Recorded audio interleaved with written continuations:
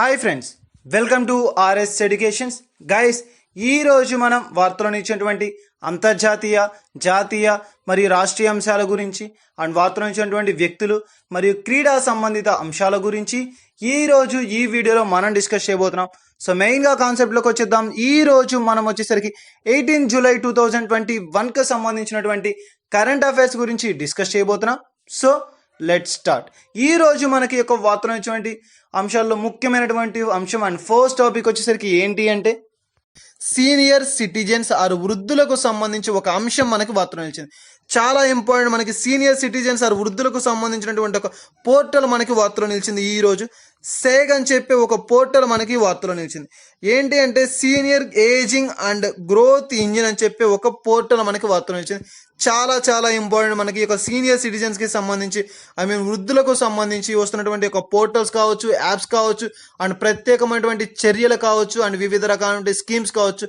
మనకి ఇటీవల కాలంలో మనకి మెయిన్గా చూస్తే వృద్ధులకు సంబంధించి ఎక్కువగా కూడా మనం డిస్కస్ చేయడం అనేది జరిగింది. సో చాలా టోల్ ఫ్రీ నెంబర్స్కి సంబంధించి అండ్ అదేవిధంగా తీసుకుంటే మనం ఈ 2 రోజుల క్రితం కూడా చూసాం. మనం ఇటీవల కాలంలో బెల్ ఆఫ్ ఫెయిత్ అని చెప్పి సో గ్రామీణ ప్రాంతాలకు సంబంధించి మనకి ముఖ్యంగా గ్రామీణ ప్రాంతాలని చెప్పాం. ఏంటి అంటే గ్రామీణ ప్రాంతాల్లో ఏ రాష్ట్రంలో అంటే కేరళ రాష్ట్రం. సో కేరళ రాష్ట్రంలో ఉన్నటువంటి గ్రామీణ ప్రాంతాల్లో ఉన్నటువంటి వృద్ధులకు సంబంధించి ఇటీవల కాలంలో బెల్ ఆఫ్ ఫెయిత్ అనే ఒక కార్యక్రమాన్ని కూడా ప్రారంభించారని చెప్పాం. ఆ యొక్క రాష్ట్ర పోలీస్ శాఖని. ఎందుకు అంటే ఎవరైతే ఈ వృద్ధులు ఉంటారో ఒంటరిగా ఉండవచ్చు, లేదంటే వయసు మీద పడిన వారు కాబట్టి సో వారికి వచ్చేటువంటి ఒక అవసరాలకు సంబంధించి లేదంటే ఎమర్జెన్సీ కండిషన్స్కి సంబంధించి సో అటువంటి సమయంలో వారిని సంరక్షించేందుకు, ప్రొటెక్ట్ చేసేందుకు వారి కొరకు ఏర్పాటు చేసింది ఈ యొక్క బెల్ ఆఫ్ ఫెయిత్ అనేటువంటి ఒక కార్యక్రమం. దీన్ని ఏ రాష్ట్రం ఏర్పాటు చేసిందంటే కేరళ రాష్ట్రం.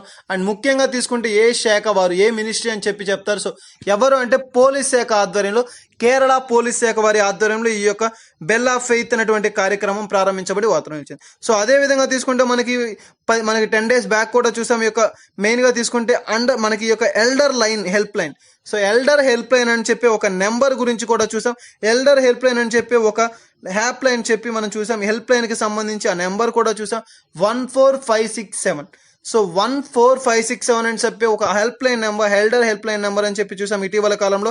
సో ప్రస్తుతం యొక్క వృద్ధులకు సంబంధించి వారి యొక్క సంరక్షణ కోసం ఇటీవల కాలంలో వివిధ రాష్ట్రాలు చేపడుతున్నటువంటి సంరక్షణ కార్యక్రమాలు కావచ్చు, అండ్ ఈ యొక్క కరోనా కాలంలో వారిని పరిరక్షించేందుకు ఎక్కువగా కూడా మనకి ఈ యొక్క రాష్ట్రాలు అనేది కృషి చేస్తున్నాయి. సో ఈ విధంగా ఇటీవల కాలంలో మనం తరచూ కూడా ఈ యొక్క వృద్ధులకు సంబంధించి అంశాలను వార్తలు చూస్తున్నాం. అండ్ ఈ రోజు మనకి ఈ యొక్క అంశం వార్తలు నిలిచింది ఏంటి అంటే సీనియర్ సిటిజన్స్ ఆర్ వృద్ధులకు సంబంధించినటువంటి ఒక పోర్టల్ వార్తలు నిలిచిందని చెప్పాం. సేగ్ అని చెప్పి ఒక portal, senior ageing and growth engine అని చెప్పి ఒక పోర్టల్ మనకి ఈ రోజు వార్తలు నిలిచింది. సో దీని యొక్క నిర్వహించేటువంటి సంస్థ ఏది అంటే ministry of social justice and empowerment. So ఈ యొక్క వృద్ధులకు సంబంధించి దీనిని నిర్వహించేటువంటి సంస్థ ఏదంటే ministry of social justice and empowerment అనే ఒక మినిస్ట్రీ అనే ఆధ్వర్యంలో దీనిని నిర్వహించడం అయితే జరుగుతుంది. అండ్ ముఖ్యంగా ఈ యొక్క పోర్టల్ యొక్క ముఖ్య ఉద్దేశం ఏంటి అంటే ప్రస్తుతం సీనియర్ సిటిజన్స్ ఎవరైతే ఉన్నారో సో వారికి సంబంధించి ప్రస్తుతం ఉన్నటువంటి అన్నీ కూడా వారి ప్రతి అవసరాలు, వారు ఏవైతే యూజ్ చేస్తారో వారి డైలీ నీడ్స్ కావచ్చు, అండ్ ముఖ్యంగా వారు యూజ్ చేసేటువంటి ఎక్విప్మెంట్స్ కావచ్చు, లేదంటే వారికి ఉపయోగించేటువంటి పరికరాలు కావచ్చు, సో ఇటువంటి అన్నీ కూడా ఒకే ఒక పోర్టల్ ద్వారా వారికి అందజేయడం అయితే జరుగుతుందని చెప్పవచ్చు. అండ్ చాలా ఇంపార్టెంట్. సో వారి వివిధ రకాలైన ప్రాంతాల్లో వారికి కావాల్సినటువంటి ఎక్విప్మెంట్ సెర్చ్ చేయకుండా ఒకే పోర్టల్లో ఒక వృద్ధులకు ఏమైతే అవసరం అవుతాయో, సో వారి యొక్క టైంకి సంబంధించి వారికి ఏమైతే అవసరం అవుతాయో సో వారి నీడ్స్ని ముందుగానే మనకి ఒక పోర్టల్ ద్వారా మొత్తంగా ప్రతి ఒక్క ఎక్విప్మెంట్, ప్రతి ఒక్క నీడ్ అనేది మనకి అందులో అవైలబుల్గా ఉంటుంది. సో అటువంటి వినూత్నమైనటువంటి అంశంతో ఏర్పాటు చేసింది ఈ యొక్క పోర్టల్. అది ఏంటి అంటే మనకి సీనియర్ సిటిజన్స్ పోర్టల్ అని చెప్పవచ్చు. Senior ageing and growth engine అని చెప్పి ఒక పోర్టల్ని ఈ రోజు మనకి ministry of social justice and empowerment అని చెప్పి ఒక మినిస్ట్రీ ఆధ్వర్యంలో నిర్వహించబడుతుంది. సో చాలా ఇంపార్టెంట్. ఇది మనకి ఈ యొక్క సీనియర్ సిటిజన్స్కి సంబంధించినటువంటి ఒక ముఖ్యమైనటువంటి పోర్టల్ని ప్రారంభించి వార్తలు వచ్చింది. సో ఎప్పుడు కూడా మనకి ఈ యొక్క పోర్టల్స్కి సంబంధించి కావచ్చు, అండ్ మెయిన్గా తీసుకుంటే ఈ యొక్క కాల్ సెంటర్స్ అని చెప్పాం, హెల్ప్ లైన్ నెంబర్స్కి సంబంధించి కావచ్చు, లేదంటే ఒక స్కీమ్స్ అనేవి. సో ఏ అంశమైనా సరే మనకు అటువంటి అంశాలని తరచూ వార్తలు నిలుస్తుంటే అటువంటి అంశాల పట్ల ప్రత్యేకమైనటువంటి శ్రద్ధ వహించండి. సో ఇది మనకి ఈ రోజు వార్తలు నిలిచినటువంటి సీనియర్ సిటిజన్స్కి సంబంధించినటువంటి ఒక అంశం. అండ్ నెక్స్ట్ వచ్చేసరికి ఈ రోజు వార్తలు నిలిచినటువంటి మరొక అంశం ఏదంటే కోవిన్ యాప్. చాలా ఇంపార్టెంట్. మనకి ప్రస్తుత కరోనా కాలంలో ఈ యొక్క యాప్ అనేది ప్రతి ఒక్కరూ కూడా ఈ యొక్క యాప్ని యూజ్ చేస్తున్నారు. సో ఎక్కువగా మనకి ఈ యొక్క యాప్ అనేది వాడుకలో ఉందని చెప్పవచ్చు. సో ఈ యొక్క యాప్కి సంబంధించి ఒక నూతనమైనటువంటి ఇన్వెస్ట్మెంట్ మనకి ఈ రోజు మనకి రావడం అయితే జరిగింది. సో మెయిన్గా తీసుకుంటే ఆ యాప్కి సంబంధించి చూస్తే CoWIN app, COVID-19 vaccine intelligence network అని చెప్పవచ్చు. సో దాని యొక్క ఫుల్ అబ్రివేషన్ ఏంటి అంటే COVID-19 వ్యాక్సిన్ ఇంటెలిజెన్స్ నెట్వర్క్ అని చెప్పి ఒక యాప్ అనేది మనకి ఈ యాప్కి సంబంధించి ప్రస్తుతం ఒక కీలకమైనటువంటి నిర్ణయం అని చెప్పవచ్చు. ఎవరైతే ఈ యొక్క కరోనా మనకి వ్యాక్సిన్ అనేది తీసుకోవాలని చెప్పి అనుకుంటున్నారు, సో ఇటీవల కాలం లాగా కాకుండా ప్రస్తుతం ఎవరైనా సరే ఈ కరోనా వ్యాక్సిన్ తీసుకోవాలి అంటే ప్రతి ఒక్కరూ కూడా ఈ యొక్క వ్యాక్సిన్కి సంబంధించిన ఈ యాప్లో రిజిస్టర్ అవ్వాల్సి ఉంటుంది. సో రిజిస్టర్ అయిన తరువాత మాత్రమే వారికి యొక్క వ్యాక్సినేషన్ ప్రక్రియను ఇవ్వడం అయితే జరుగుతుంది. సో ప్రతి ఒక్కరూ కూడా ఇప్పటి వరకు ఎవరైతే రిజిస్టర్ అయ్యారో అండ్ రిమైనింగ్ పర్సన్స్ కూడా ఇందులో రిజిస్టర్ అయితేనే మాత్రమే వారికి ఈ యొక్క కోవిడ్ వ్యాక్సిన్ అనేది ఇవ్వడం అయితే జరుగుతుంది. అండ్ ముఖ్యంగా తీసుకుంటే మనకి టోటల్గా 2 వ్యాక్సిన్స్ అనేది ఇవ్వడం జరుగుతుంది. సో 2 డోసెస్లో ఇవ్వడం అనేది జరుగుతుంది. సో దానికి సంబంధించి సర్టిఫికేట్ కూడా మనకి ప్రొవైడ్ చేయడం అనేది జరుగుతుంది. సో ఎవరైతే ఈ యొక్క వ్యాక్సిన్ తీసుకున్నారో వారికి సంబంధించి ఒక సర్టిఫికేట్ ప్రూఫ్, ఐడి ప్రూఫ్ అని కూడా చెప్పవచ్చు. సో అటువంటి ప్రూఫ్స్ని కూడా ఈ యొక్క యాప్స్ ద్వారా ప్రొవైడ్ చేయడం అనేది జరుగుతుంది అండ్ వారు దాని ద్వారా ఇన్స్టాల్ చేసుకోవడం అయితే జరుగుతుంది. సో ఈ విధంగా ఈ యొక్క యాప్కి సంబంధించి మనకి ఈ రోజు వార్తలు వచ్చింది.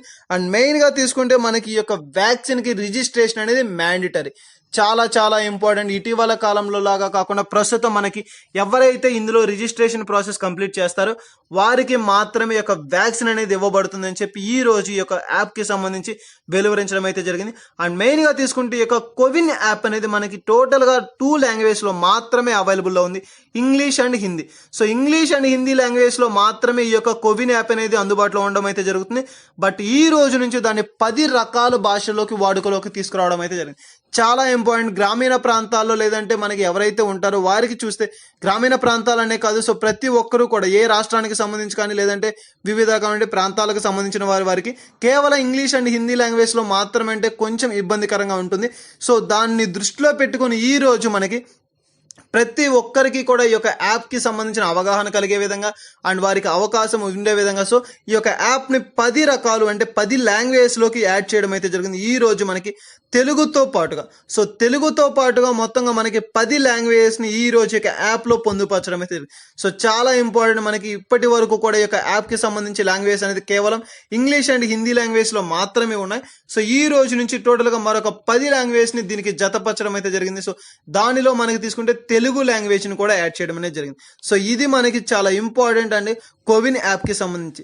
సో ఇటీవల కాలంలో యొక్క యాప్కి సంబంధించినటువంటి అంశాలు కావచ్చు అండ్ COVID-19 యాప్స్కి వస్తున్నటువంటి ఈ యొక్క రెస్పాన్స్కి సంబంధించి ప్రత్యేకమైనటువంటి శ్రద్ధ వహించండి.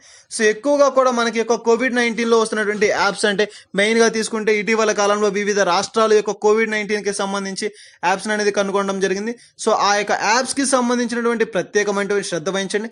అండ్ ముఖ్యంగా తీసుకుంటే ఈ యొక్క కోవిన్ యాప్కి సంబంధించినటువంటి డీటెయిల్ ఇన్ఫర్మేషన్ సంబంధించిన అంశాల పట్ల ప్రత్యేకమైనటువంటి శ్రద్ధ వహించండి. ఇటీవల కాలంలో కూడా మనం చూసాం ఈ యొక్క కోవిన్ యాప్ అంటే COVID-19 వ్యాక్సిన్ రిజిస్ట్రేషన్ ప్రక్రియ అని చెప్పి జస్ట్ మనకి ఇవ్వడం అయితే జరిగింది. కానీ ఇది ఈ రోజు నుంచి మ్యాండటరీగా చేయడం అయితే జరిగింది. సో మ్యాండటరీగా చేశారు ఈ యొక్క కోవిన్ యాప్ని. So COVID-19 vaccine intelligence network అని చెప్పి ఒక యాప్ ద్వారా ఎవరైతే రిజిస్ట్రేషన్ ప్రాసెస్ అనేది కంప్లీట్ చేస్తారో వాళ్ళకి మాత్రమే ఈ యొక్క వ్యాక్సినేషన్ అనేది ఇవ్వడం అనేది జరుగుతుంది. సో ప్రతి ఒక్క అభ్యర్థి కూడా ఎవరైతే ఒక వ్యాక్సినేషన్ వేయించుకోవాలనుకుంటున్నారో సో వారు దీని ద్వారా రిజిస్ట్రేషన్ అయిన తర్వాత మాత్రమే వారికి యొక్క కోవిడ్ వ్యాక్సిన్ అని చెప్పేది ఇవ్వడం అనేది జరుగుతుందని చెప్పి ఈ రోజు వెలువరించడం అయితే జరిగింది. సో ఇది మనకి ఈ రోజు వార్తలు నుంచి ఒక కోవిన్ యాప్కి సంబంధించిన అంశం.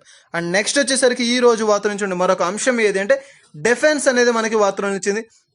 ఇటీవల కాలంలో చూసాం మనకి ఇక డిఫెన్స్కి సంబంధించి ప్రతి ఒక్క అప్డేట్ అనేది కూడా చాలా ఇంపార్టెంట్. ఈ రోజు మనకి ఇండియన్ నేవీకి సంబంధించినటువంటి 2 అంశాలు వార్తలు వచ్చాయి. సో నిన్నటి రోజున కూడా చూశారు మనం ఇక ఇండియన్ నేవీకి సంబంధించి ఒక సంస్థ తన యొక్క సేవలను విరమించుకుంటుంది అని చెప్పి 40 సంవత్సరాలకు గాను తన యొక్క సేవలను విరమించుకుంటూ ఈ రోజుతో తన సేవలకు స్వస్తి అని చెప్పి సో విశాఖ మనకి యొక్క డాక్ యార్డ్లో దాన్ని వెలువరించడం వార్తలు నిలవడం అయితే చూసాం. సో అటువంటి మరొక ఈ రోజు ఇండియన్ నేవీకి సంబంధించి మరొక అంశం మనకి వార్తలో నిలిచింది. సో అది ఏంటి అంటే 2 అంశాలను కీలకమైనటువంటి అంశాలుగా తీసుకోవచ్చు. సో డిఫెన్స్కి సంబంధించి మనకి డిఫైన్ ఎక్సలెన్స్ అని చెప్పి కౌన్సిల్ అని చెప్పి ఒక కమిషన్ ని ఏర్పాటు చేస్తూ వార్తలను ఇచ్చారు. చాలా ఇంపార్టెంట్ మనకి ఒక డిఫెన్స్ ఎక్స్టెన్షన్ కౌన్సిల్ అని చెప్పి. సో ఏదైనా ఎక్విప్మెంట్, సో ఒక డిఫెన్స్ కి సంబంధించి ఏదైనా ఎక్విప్మెంట్ కావచ్చు, లేదంటే ఏదైనా అవసరాలు నీడ్స్ అనేవి సో తీర్చుకోవడం కోసం వాటిని ఒక మినిస్ట్రీ అనేది, ఒక సంస్థ అనేది ఏర్పాటు చేశారు. ఆ యొక్క కమిటీ సో అది ఏంటి అంటే డిఫైన్ ఎక్స్టెన్షన్ కౌన్సిల్ అని చెప్పి. సో దీనిని నిర్వహించేటువంటి మినిస్ట్రీ ఏది అంటే మనకి చాలా ఇంపార్టెంట్. అండ్ ఏది అంటే దానికి సంబంధించినటువంటి ముఖ్యమైనటువంటి అంశాలు. సో ఏదైనా కావచ్చు, ఒక మీటింగ్ అనేది ఏర్పాటు చేయడం అయితే జరిగింది. సో ఈ యొక్క ఎక్విప్మెంట్ కి సంబంధించి ఇందులో పర్మిషన్స్ అనేది మనకి ఇవ్వడం కోసం ఒక మీటింగ్ ను కూడా ఏర్పాటు చేశారు. సో అందులో తీసుకుంటే మనకి ఈ రోజు 50,000 కోట్ల రూపాయలతో ఇండియన్ నేవీకి సంబంధించినటువంటి అవసరాల కోసం 6 సబ్మరైన్స్ ని ఏర్పాటు చేయాలి అని చెప్పి ఈ రోజు ఆ యొక్క ప్రభుత్వం అనేది కీలకమైనటువంటి నిర్ణయం అనేది తీసుకుంది. చాలా ఇంపార్టెంట్. సో ప్రస్తుతానికి ఈ యొక్క మంత్రిత్వ శాఖ ఎవరి ఆధ్వర్యంలో ఉంటుంది అంటే సో వారు నిర్వహించేది రక్షణ శాఖ మంత్రి యొక్క ఆధ్వర్యంలో దీనిని నిర్వహించడం అయితే జరుగుతుంది. సో ఈ యొక్క రక్షణ శాఖ మంత్రి గారి ఆధ్వర్యంలో ఈ యొక్క మీటింగ్ అనేది జరగడం అయితే జరిగింది. సో వారి ఆధ్వర్యంలో మనకి 50,000 కోట్ల రూపాయలతో ఇండియన్ నేవీ అవసరాల కోసం 6 సబ్మెరైన్స్ ని ఏర్పాటు తయారు చేయనున్నాము అని చెప్పి దానికి పర్మిషన్స్ ఇస్తూ ఈ రోజు మనకి వార్తలు ఇచ్చారు. చాలా ఇంపార్టెంట్. మనకి యొక్క సబ్మెరైన్స్ కి సంబంధించి మొత్తంగా తీసుకుంటే ఇటీవల కాలంలో చూసాం, యొక్క ఇండియన్ నేవీకి సంబంధించి కనీసమైనటువంటి అవసరాలు ఉంటాయి. ఆయుధాల సరఫరా అని చెప్పి మన మెయిన్గా వారికి కావాల్సిన ఎక్స్పోర్ట్స్ ఏ అంశాలు అయితే మనకు నీడ్స్ ఉంటాయి, సో వాటిని ఎక్స్పోర్ట్ చేయడం కోసం, సో ఇటువంటి అంశాల కోసం ఈ రోజు సో వారి యొక్క అవసరాల కోసం 50,000 కోట్ల రూపాయలను ఖర్చు పెట్టి 6 సబ్మెరైన్స్ ని ఏర్పాటు చేయాలి అని చెప్పి ఈ రోజు మనకి యొక్క రక్షణ శాఖ మంత్రి గారు వెలువరించడం అయితే జరిగింది. సో దానికి పర్మిషన్స్ కూడా ఇస్తూ ఈ యొక్క అంశం మనకి వార్తలు ఇచ్చింది. అండ్ నెక్స్ట్ మనకి మెయిన్ గా తీసుకుంటే దీనికి సంబంధించి ఈ యొక్క ప్రాజెక్ట్ ని సో ఎవరికి అప్పగించారంటే మాస్కో డాక్యార్డ్ అని చెప్పి ఒక సంస్థకి అండ్ L&T సంస్థ. సో ఈ యొక్క 2 సంస్థలకి దీని యొక్క నిర్మాణ బాధ్యతలను చేపట్టాలి అని చెప్పి ఒక ప్రాజెక్ట్ ని వీరికి అప్పగించడం అయితే జరిగింది. చాలా important. Moscow dockyard, so Moscow dockyard అని చెప్పి ఒక అండ్ L&T సంస్థ, ఈ 2 సంస్థలకి ఈ యొక్క నిర్మాణ బాధ్యతలను అప్పగించారు. సో మొత్తంగా 6 సబ్మరైన్స్ ని తయారు చేసినటువంటి ఒక ప్రక్రియను ఆ యొక్క బాధ్యతని యొక్క 2 సంస్థలకి ఇవ్వడం అయితే జరిగింది. మొత్తంగా 50,000 కోట్ల రూపాయలను ఈ యొక్క ఇండియన్ నేవీ వారు దీని కొరకు వారి యొక్క నివేదిక ప్రకారంగా నిధులను విడుదల చేస్తూ వార్తలు ఇచ్చింది. అండ్ నెక్స్ట్ వచ్చేసరికి సెకండ్ వన్ ఏంటి అంటే air craft surveillance. So air craft surveillance ని ఏర్పాటు చేయడం అంటే ఈ యొక్క రక్షణ వ్యవస్థకు సంబంధించి సో కట్టుదిట్టమైనటువంటి బాధ్యతలను చేపట్టేటువంటి ఒక ప్రక్రియలో ఈ యొక్క ఎయిర్ క్రాఫ్ట్ సర్వైలెన్స్ ని ఏర్పాటు చేయడం అయితే జరిగింది. సో ఈ యొక్క ఎయిర్ క్రాఫ్ట్ సర్వైలెన్స్ కి సంబంధించి మొత్తంగా 320,000 కోట్ల రూపాయలను విడుదల చేసినట్లుగా తెలుస్తుంది. సో దీనికి సంబంధించి ఎవరికి యొక్క బాధ్యతలు అప్పగించారు అంటే ఏ సంస్థ దీనిని నిర్వహించనుంది అంటే మహీంద్రా సంస్థ. సో మహేంద్ర సంస్థకు దీని యొక్క బాధ్యతను అప్పగించడం అయితే జరిగింది. సో ఈ యొక్క సంస్థకు మొత్తంగా 320,000 కోట్ల రూపాయల నిధులను విడుదల చేస్తూ వార్తలను ఇచ్చారు. సో ఈ విధంగా యొక్క డిఫెన్స్ కి సంబంధించి యొక్క రక్షణ వ్యవస్థకు సంబంధించి ఇండియన్ నేవీలో వివిధ రకాలైనటువంటి కార్యక్రమాలు అండ్ ఈ 6 సబ్మెరైన్స్ ని ఏర్పాటు చేస్తూ ఈ రోజు మనకి ఒక అంశం వార్తలో నిలవడం అయితే జరిగింది. అండ్ ముఖ్యంగా తీసుకుంటే air craft surveillance. So air craft surveillance కి సంబంధించి 320,000 కోట్ల రూపాయలతో ఈ యొక్క నిర్మాణ బాధ్యతలను చేపట్టాలని నిర్ణయం తీసుకున్నారు. అండ్ దీని యొక్క రక్షణ వ్యవస్థకు సంబంధించి అండ్ ఈ యొక్క ప్రాజెక్ట్ కి సంబంధించి ఎవరికి యొక్క బాధ్యతను అప్పగించారంటే మహేంద్ర సంస్థలకు. సో మహేంద్ర సంస్థలకు దీని యొక్క బాధ్యతను అప్పగించడం అయితే జరిగింది. సో ఈ విధంగా మనకి ఈ యొక్క ఇండియన్ నేవీకి సంబంధించి డిఫెన్స్ కి సంబంధించినటువంటి కీలకమైనటువంటి అంశాలు అనేది మనకి వార్తలో నిలవడం అయితే జరిగింది. సో ఇది మనకి ఈ రోజు వార్తలో ఇచ్చినటువంటి ఒక డిఫెన్స్ కి సంబంధించినటువంటి అంశాలు. అండ్ నెక్స్ట్ వచ్చేసరికి ఈ రోజు వార్తలో నుంచి మరొక అంశం ఏది అంటే NABARD. So NABARD national agriculture bank for rural development అని చెప్పి చెప్తాను. National agriculture and bank for rural development అని చెప్పి ఒక అగ్రికల్చర్ బ్యాంక్. ఇటీవల కాలంలో తరచూ వార్తలో నిలుస్తున్నటువంటి ఒక బ్యాంక్ ఏది అంటే మనకి నాబార్డ్. సో రుణాలను మంజూరు చేసేటువంటి బ్యాంక్. సో రుణాలను మంజూరు చేసేటువంటి ఒక బ్యాంక్ అని చెప్పి చెప్పవచ్చు. మనకి మెయిన్ గా తీసుకుంటే ఈ యొక్క బ్యాంక్ కి సంబంధించి రూరల్ డెవలప్మెంట్, సో గ్రామీణ ప్రాంతాల డెవలప్మెంట్ అండ్ అదేవిధంగా అగ్రికల్చర్, సో వ్యవసాయానికి సంబంధించినటువంటి డెవలప్మెంట్స్ ని చేసేటువంటి ఒక బ్యాంకే మనకి యొక్క NABARD, national agriculture bank for rural and development అని చెప్పి చెప్పవచ్చు. అండ్ దీన్ని ఎప్పుడు ఏ సంవత్సరంలో ఏర్పాటు చేశారు అంటే 1982వ సంవత్సరంలో ఏర్పాటు చేశారు. అండ్ దీన్ని ఎవరి ఆధ్వర్యంలో నిర్వహించారంటే శివరామన్ కమిటీ. చాలా ఇంపార్టెంట్. మనకి ఏ కమిటీ ఆధ్వర్యంలో ఈ యొక్క నాబార్డ్ ని ఏర్పాటు చేశారు అంటే శివరామన్ కమిటీ. ఇటీవల కాలంలో మనకి యొక్క శివరామన్ కమిటీకి సంబంధించినటువంటి అంశాలు ఎక్కువగా కూడా వార్తలు నిలుస్తున్నాయి. అండ్ మెయిన్ గా తీసుకుంటే దీన్ని ఎప్పుడు ఏర్పాటు చేశారంటే 1982వ సంవత్సరం శివరామన్ కమిటీ ఆధ్వర్యంలో, శివరామన్ కమిటీ మేరకు ఈ యొక్క ఈ యొక్క అంశం మేరకు ఈ యొక్క నాబార్డ్ని ఏర్పాటు చేయడం అనేది జరిగింది. దీని యొక్క ప్రధాన కార్యాలయం, దీని యొక్క హెడ్ క్వార్టర్స్ ఎక్కడ ఉంది అంటే ముంబైలో దీని యొక్క ప్రధాన కార్యాలయం ఉంది. So head quarters of NABARD అని మనకి చాలా ఇంపార్టెంట్. ముంబైలో దీని యొక్క ప్రధాన కార్యాలయం ఉంది. ప్రస్తుతం దీన్ని నిర్వహిస్తున్నటువంటి మంత్రి గారు ఎవరు, దీనికి విధులు నిర్వహిస్తుంది ఎవరు అంటే మనకి గోవిందరాజు గారు. సో చింతల గోవిందరాజు గారు అని చెప్పవచ్చు. సో పేరు ప్రఖ్యాతులు పొందారు. సో వీరు ఈ రోజు మనకి యొక్క మంత్రిగా వీరు విధులను వ్యవహరించడం జరుగుతుంది. అండ్ మెయిన్ గా తీసుకుంటే దీన్ని ఏమంటారంటే రిఫైనబుల్ బ్యాంక్. చాలా ఇంపార్టెంట్. రుణాలను మంజూరు చేసే రిఫైనబుల్ బ్యాంక్ అంటే సో దీనికి మనకి రిఫైన్స్ అంటే రీఫైనాన్స్ బ్యాంక్ అని చెప్పొచ్చు. సో రీఫైనాన్సింగ్ బ్యాంక్ అంటే ఏంటి అంటే సో నిధులను మనకి డైరెక్ట్ గా విడుదల చేయకుండా ఇది మనకి వేరొక బ్యాంక్ నుంచి నిధులను తీసుకొని సో దాని ద్వారా మనకి విడుదల చేయడం అయితే జరుగుతుంది. సో ఏ బ్యాంక్ నుంచి అంటే బ్యాంకులకే banker Reserve Bank of India. So RBI నుంచి నిధులను స్వీకరించి అండ్ మనకి రుణాలను మంజూరు చేసేటువంటి ఒక బ్యాంకే మనకి ఈ యొక్క NABARD, national agriculture bank for rural development అని చెప్తాం. సో ఇటీవల కాలంలో ఈ యొక్క నాబార్డ్కి సంబంధించి ప్రతి రోజు కూడా మనకు వార్తలో చూసాం. ఈ యొక్క వేరొక రాష్ట్రానికి రూరల్ డెవలప్మెంట్ అండ్ ఇన్ఫ్రాస్ట్రక్చర్కి సంబంధించి అభివృద్ధి కోసం రుణాలను మంజూరు చేసేటువంటి ఒక సంస్థ అని చెప్తాం. సో ఆ విధంగా తీసుకుంటే ఆ యొక్క అభివృద్ధి కోసం రుణాలు చేసేటువంటి సంస్థలు ఈ రోజు మనకి తీసుకుంటే ఒడిశా రాష్ట్రం వార్తలు నిలిచింది. సో ఈ యొక్క ఒడిశా రాష్ట్రానికి సంబంధించి వార్తలు నిలిచింది మనకి రూరల్ ఇన్ఫ్రాస్ట్రక్చర్ డెవలప్మెంట్ అని సో రూరల్ ఇన్ఫ్రాస్ట్రక్చర్ డెవలప్మెంట్ కి సంబంధించి 254 కోట్ల రూపాయల నిధులను విడుదల చేస్తూ వార్తలు నిలిచింది. సో ఇటీవల కాలంలో కూడా చూసాం మరొక వివిధ రాష్ట్రాలకు మనకి ముఖ్యంగా తీసుకుంటే అనేక రాష్ట్రాలకు యొక్క రూరల్ డెవలప్మెంట్ అభివృద్ధి కొరకు ఇచ్చినటువంటి సేవలను అందించింది. ఆ యొక్క రాష్ట్రాలు ఏంటంటే తమిళనాడు అండ్ అదేవిధంగా అస్సాం, వెస్ట్ బెంగాల్. సో వివిధ రాష్ట్రాలకు వారి యొక్క అభివృద్ధి కోసం రూరల్ డెవలప్మెంట్ కోసం తన యొక్క మొత్తాన్ని సేకరించడం అయితే జరిగింది. సో ఆ విధంగా తీసుకుంటే మనకి ఈ రోజు ఈ యొక్క అస్సాం రాష్ట్రం వార్త వచ్చింది. సో అస్సాం రాష్ట్రానికి సంబంధించి రూరల్ ఇన్ఫ్రాస్ట్రక్చర్ అండ్ డెవలప్మెంట్ కి సంబంధించి 254 కోట్ల రూపాయలను నిధులను విడుదల చేస్తూ వార్తలు వచ్చింది నాబార్డ్. ఇటీవల కాలంలో మనకి ఒక తమిళనాడు రాష్ట్రానికి సంబంధించి నిధులను విడుదల చేశారు. అండ్ అదే విధంగా తీసుకుంటే అస్సాం రాష్ట్రానికి సంబంధించి అండ్ అదే విధంగా వెస్ట్ బెంగాల్ రాష్ట్రానికి సంబంధించి వివిధ రాష్ట్రాల కోసం వారి యొక్క అభివృద్ధి కోసం మనకి మెయిన్ గా తీసుకుంటే ఈ యొక్క నాబార్డ్ అనేది రుణాలను మంజూరు చేస్తూ తరచూ వార్తలు ఇస్తుంది. సో మనకి మెయిన్ గా తీసుకుంటే అగ్రికల్చర్ లో అతి పెద్ద బ్యాంక్ అండ్ మెయిన్ గా తీసుకుంటే రుణాలను మంజూరు చేసేటువంటి బ్యాంక్ అండ్ రీఫైనాన్సింగ్ బ్యాంక్ చాలా ఇంపార్టెంట్. సో రీఫైనాన్సింగ్ బ్యాంక్ గా పేరు ప్రఖ్యాతులు పొందినటువంటి బ్యాంక్ ఏది అంటే మనకి NABARD, national agriculture for rural development bank అని చెప్పవచ్చు. Bank for rural and development. So వారికి సంబంధించి ఒక అంశం మనకి ఈ రోజు వార్తలు ఇచ్చింది. సో ఇది మనకి ఈ రోజు వార్తలు ఇచ్చినటువంటి నాబార్డ్కి సంబంధించిన అంశం. అండ్ నెక్స్ట్ వచ్చేసరికి ఈ రోజు వార్తలు ఇచ్చినటువంటి మరొక అంశం ఏది అంటే ఏడిబి, ఏషియన్ డెవలప్మెంట్ బ్యాంక్ అని చెప్తాం. ఆసియా దేశాల అభివృద్ధి కోసం ఏర్పాటైనటువంటి బ్యాంక్. చాలా ఇంపార్టెంట్. మనకి Asian development bank and Asia దేశాల అభివృద్ధి కొరకు ఏర్పాటు చేయబడినటువంటి బ్యాంకు. ఈ రోజు మనకి ఈ యొక్క ఏషియన్ డెవలప్మెంట్ బ్యాంక్ కి భారత్ కి మధ్య కుదిరినటువంటి ఒప్పందం వార్తలో ఇచ్చింది. చాలా ఇంపార్టెంట్. మనకి భారతదేశానికి యొక్క ఆసియా డెవలప్మెంట్ బ్యాంక్ కి మధ్య కుదిరినటువంటి ఒక ఒప్పందం, ఏడిబి బ్యాంక్ అండ్ భారత్ కి మధ్య కుదిరినటువంటి ఒప్పందం మనకి ఈ రోజు వార్తలో ఇచ్చింది. అది ఏంటి అంటే సిక్కిం కి సంబంధించి రహదారుల అభివృద్ధి కోసం, ముఖ్యంగా రహదారుల రోడ్డు మార్గాల అభివృద్ధి కోసం ఈ రోజు మనకి ఈ యొక్క ఏడిబి బ్యాంక్ అనేది $2.5 మిలియన్ ని విడుదల చేస్తూ వార్తలు ఇచ్చింది. సో $2.5 మిలియన్ ని విడుదల చేస్తూ ఈ యొక్క ఏడిబి బ్యాంక్ అనేది సిక్కిం రాష్ట్రం వార్తలు ఇచ్చింది. కానీ భారత్ కి సంబంధం ఏంటి అంటే మనకి ష్యూరిటీగా సో భారత్ అనేది ఉండడం అనేది జరుగుతుంది. సో భారతదేశం ఈ యొక్క ఏడిబి బ్యాంక్ తో కుదుర్చుకున్నటువంటి ఒక ఒప్పందం మనకి యొక్క సిక్కిం రహదారుల అభివృద్ధి మార్గాలకు సంబంధించి సో $2.5 మిలియన్ తో ఈ యొక్క రహదారులను నిర్మించనున్నారు. సో అందుకు గాను ఈ యొక్క రుణాలను మంజూరు చేస్తూ ఈ యొక్క అంశం వార్తలు ఇచ్చింది.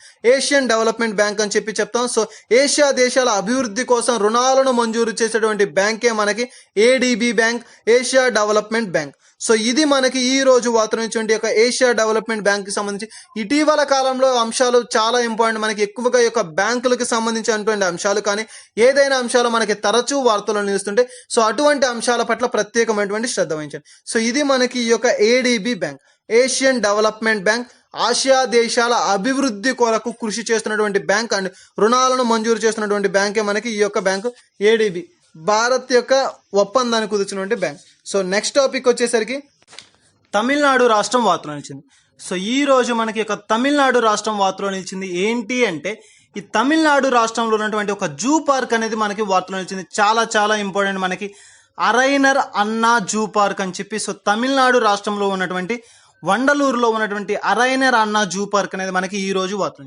సో ఎందుకు ఈ జూ పార్క్ నిలిచింది అంటే ఇటీవల కాలంలో మనకి ఈ యొక్క జూ పార్క్ కి సంబంధించి సింహాలు అనేది చాలా ప్రత్యేకం. సో ఈ అరైనర్ అన్న జూ పార్క్ లో మనకి ఉన్నటువంటి సింహాలు అనేది చాలా స్పెషాలిటీ సంతరించుకున్నాయి.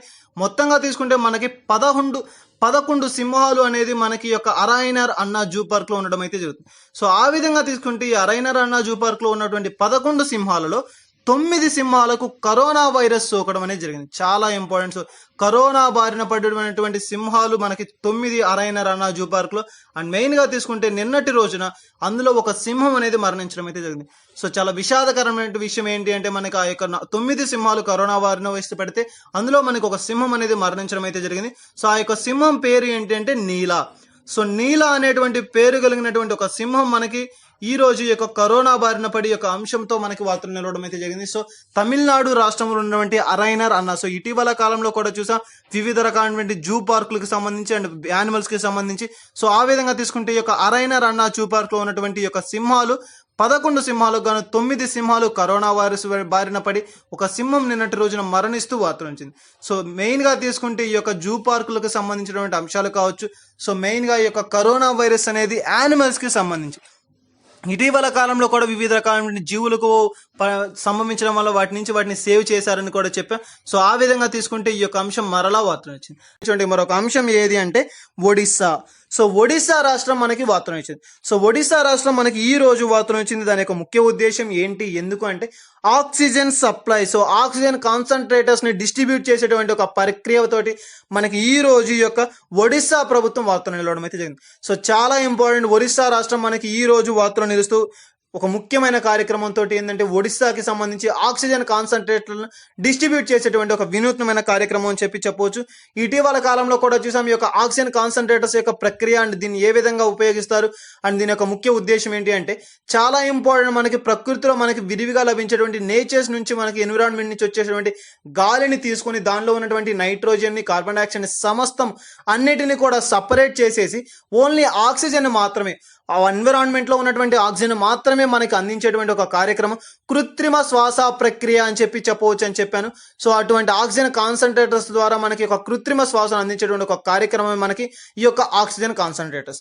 సో ఇటువంటి ఆక్సిజన్ కాన్సన్ట్రేటర్స్ ని మనకి ఎవరికి ఇస్తారు అంటే ఈ యొక్క కరోనా వ్యాధి బారిన పడిన వారికి అందరికీ కూడా ఈ యొక్క వ్యాక్సినేషన్ అనేది ఈ యొక్క ఆక్సిజన్ కాన్సన్ట్రేషన్ అనేది ఇవ్వడం అనేది పాసిబుల్ కాదు. ఎందుకు అంటే ఎవరికైతే 90 అనేది మనకి 90% అనేది దాని యొక్క శాతం అనేది తగ్గుతుందో సో అటువంటి వారికి మాత్రమే ఈ యొక్క ఆక్సిజన్ కాన్సన్ట్రేటర్స్ ని యూజ్ చేసి కృత్రిమ శ్వాస అంటే ఈ యొక్క కృత్రిమంగా మనకి ఇచ్చేటువంటి ఒక శ్వాసను దీన్ని అందించడం అయితే జరుగుతుంది. సో ఆ పై ఉన్న వారికి ఎవరికి కూడా దీన్ని యూజ్ చేయరు అండ్ వెంటిలేటర్స్ ని కూడా యూజ్ చేయరు అని చెప్పి ఇటీవల కాలంలో డిస్కస్ చేశాం.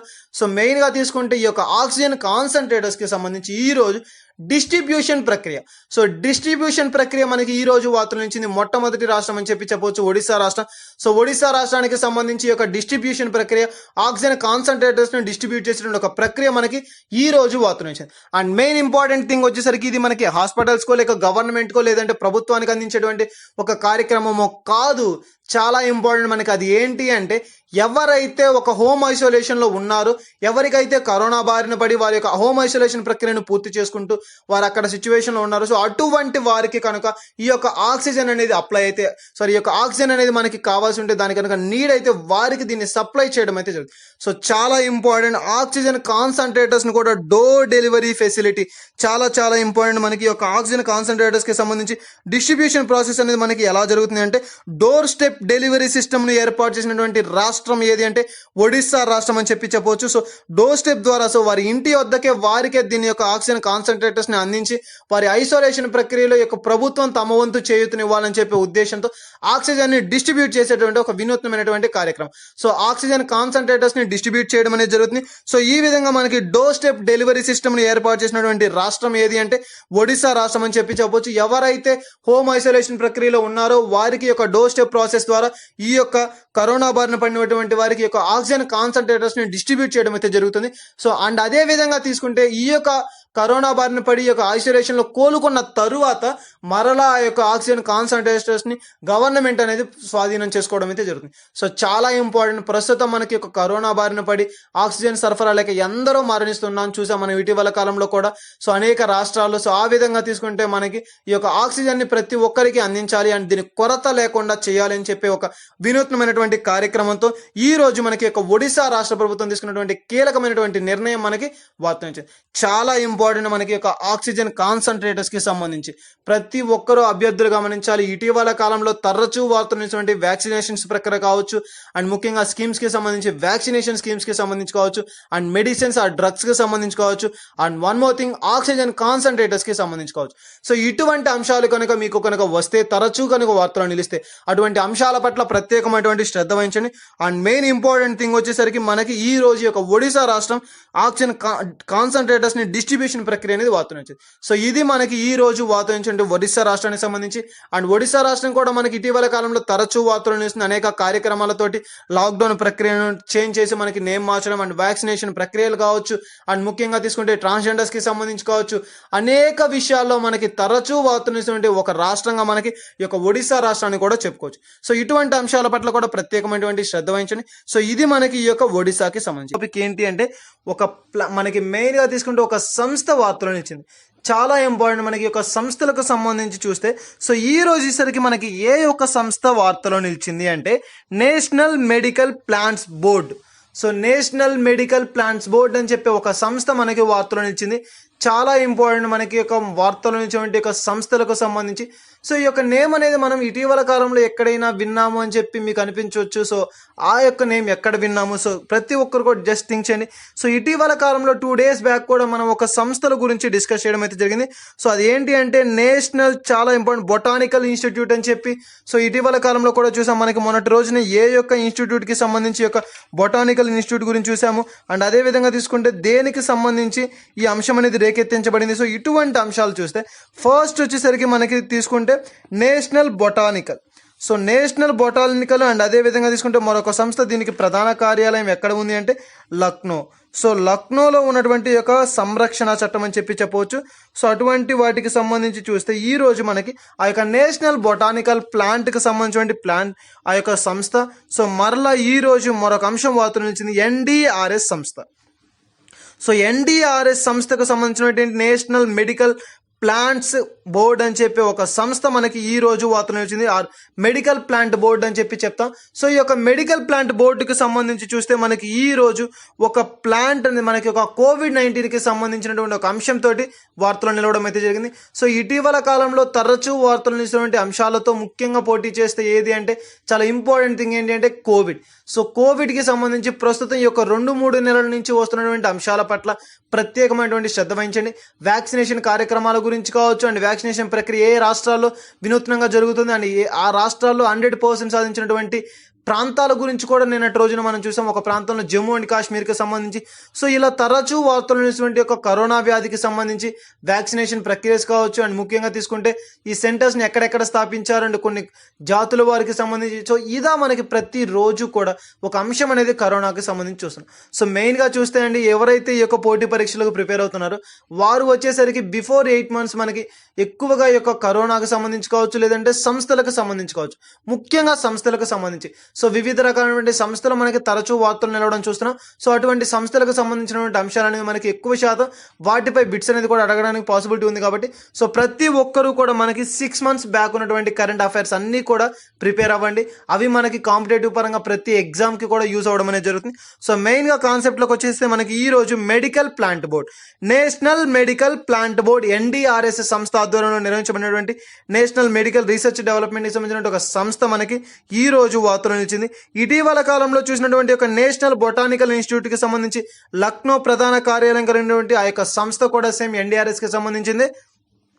సో ఆ విధంగా తీసుకుంటే మనకి ఈ యొక్క సంస్థ national medical plants board. So దీనిని మనకి ఎప్పుడు ప్రారంభించారు అంటే మనకి ముఖ్యంగా తీసుకుంటే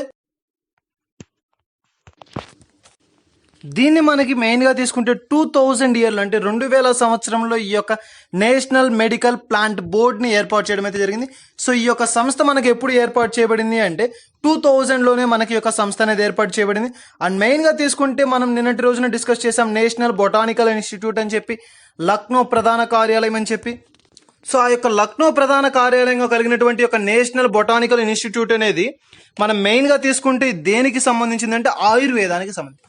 సో చాలా ఇంపార్టెంట్ మనకి యొక్క ఆయుర్వేదానికి సంబంధించి, ముఖ్యంగా ఆయుర్వేద ప్లాంట్స్కి సంబంధించి ఇటీవల కాలంలో ఈ యొక్క ఆయుర్వేద మందులకు మంచి మనకి స్థానం అనేది లభించడం అయితే జరిగింది. ప్రస్తుతం ఉన్నటువంటి యొక్క కరోనా కాలంలో ఎక్కువ శాతం మనకి ఈ యొక్క మూలికలకు సంబంధించి కానీ లేదంటే ఈ యొక్క ఆయుర్వేద అంశాలకు సంబంధించి కానీ ఎక్కువగా కూడా మనకి వార్తలు రావడం జరుగుతుంది. తరచూ వార్తలు ఇచ్చినటువంటి అంశాల్లో ఒక అంశంగా మనకి యొక్క ఆయుర్వేదిక అంశాల గురించి తీసుకోవచ్చు. ఆయుర్వేదక మొక్క ఇటీవల కాలంలో ఒక రాష్ట్రము కూడా టోటల్గా మనకి ఆ యొక్క రాష్ట్ర వ్యాప్తంగా ఆయుర్వేదక మొక్కలను పెంచే కార్యక్రమాన్ని అండ్ ఆయుర్వేదిక మొక్కల ద్వారా యొక్క వ్యాధులను శక్తిని తట్టుకునేటువంటి ఒక శక్తిని కలిగేటువంటి ఒక ఇమ్యూనిటీ పవర్ని డెవలప్ చేయడం కోసం ఈ యొక్క ఆయుర్వేదిక మొక్కలను ఆ యొక్క రాష్ట్ర వ్యాప్తంగా నాటించే ఒక ప్రక్రియను ప్రారంభించారని చెప్పి ఇటీవల కాలంలో వివిధ రకాలైనటువంటి స్కీమ్స్ తోటి వివిధ రకాలైన కార్యక్రమాల ద్వారా మనకి ఈ యొక్క మెడిసిన్స్కి సంబంధించి ఆయుర్వేదిక మొక్కలు అనేది మనకి వార్తలు అందిస్తాయి. అండ్ మెయిన్గా తీసుకుంటే మనకి ఈ యొక్క తులసి, అశ్వగంధ, వివిధ రకాలైనటువంటి యొక్క ఆయుర్వేద మొక్కలన్నిటిని కూడా మనకి ఈ రాష్ట్ర వ్యాప్తంగా పంపిణీ చేయడం అయితే జరిగింది. సో మొత్తంగా 6 రకాల మొక్కలను ప్రతి ఇంటికి కూడా ఆ యొక్క రాష్ట్రానికి సంబంధించినటువంటి ప్రతి ఇంటిలో కూడా ఈ యొక్క మొక్కలు అనేది ఉండాలి. అండ్ ముఖ్యంగా తీసుకుంటే వీటిని పెంచాలి, ఫ్యూచర్స్కి అందించాలి అని చెప్పి సో ఒక ముఖ్య ఉద్దేశంతో అనేక రాష్ట్రాల్లో మనకి ఈ యొక్క ఆయుర్వేదిక మొక్కల గురించి చూస్తున్నా. అండ్ మెయిన్గా తీసుకుంటే హరిహర్ అని చెప్పి సో అదేవిధంగా హర్యానా రాష్ట్రంలో సంబంధించి వివిధ రకాల ప్రోగ్రామ్స్ కూడా ఇటీవల కాలంలో చూసాం. అటువంటి అంశాలతో మనకి యొక్క ఆయుర్వేదిక మొక్కలు అనేది తరచూ వార్తలు. సో ఈ రోజు తీసుకుంటే మనకి ఈ యొక్క 20 medical plants for COVID-19 care centres అని చెప్పి ఒక అంశం మనకి వార్తలు వచ్చింది. సో చాలా ఇంపార్టెంట్ యొక్క మెడికల్ ప్లాంట్ బోర్డుకి సంబంధించి నేషనల్ మెడికల్ ప్లాంట్ బోర్డు అనేది మనకి యొక్క 20 మెడికల్ ప్లాంట్స్ని ఏర్పాటు చేయాలని చెప్పి COVID-19 కేర్ సెంటర్స్ లాగా మనకి దీన్ని ఏర్పాటు చేయడం అయితే జరిగింది. సో చాలా ఇంపార్టెంట్ యొక్క NDRS సంస్థ ఆధ్వర్యంలో మొత్తంగా మనకి 20 మెడికల్ ప్లాంట్స్ను COVID-19 కేర్ సెంటర్స్గా సో ప్రస్తుతం ఉన్నటువంటి యొక్క కాలంలో వీటిని ఏర్పాటు చేయడం అనేది జరిగింది.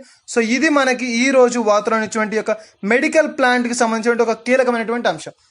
అండ్ మెయిన్ ఈ రోజు వార్తలు ఇచ్చినటువంటి అంతర్జాతీయ, జాతీయ మరియు రాష్ట్రీయ అంశాల గురించి అండ్ మెయిన్గా తీసుకుంటే ఒక క్రీడా సంబంధిత అంశాలకు సంబంధించినటువంటి విషయాలు. ఇవే కాకుండా మన ఛానల్లో మరెన్నో నోటిఫికేషన్కి సంబంధించినటువంటి అప్డేట్స్ కావచ్చు, జాబ్ ప్రొఫైల్స్ కావచ్చు, మరెన్నో నోటిఫికేషన్ ఇవే కాకుండా మనకి ముఖ్యంగా తీసుకుంటే యాప్టిట్యూడ్ క్లాసెస్ అనేది కూడా స్టార్ట్ చేయడం అనేది జరిగింది. అండ్ డైలీ న్యూస్ పేపర్స్ కావచ్చు, ఇలా మా యొక్క ప్రతి అప్డేట్ని, మా యొక్క డైలీ కరెంట్ అఫైర్స్ని మీరు కనుక పొందాలి అనుకుంటే, మీకు కనుక ఈ యొక్క డైలీ అప్డేట్స్ రావాలి అనుకుంటే సబ్స్క్రైబ్ చేసుకోండి. మా యొక్క ప్రతి అప్డేట్ని, మా యొక్క ప్రతి వీడియోని మీరు పొందడం అనేది జరుగుతుంది. Thank you.